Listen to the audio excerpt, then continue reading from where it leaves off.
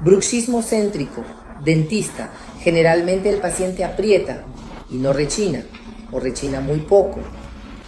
La mayoría de los pacientes que tienen bruxismo céntrico tienen más probabilidades de fracturas longitudinales, perder el diente, pero tienen las cúspides desintegradas y también más dolor muscular.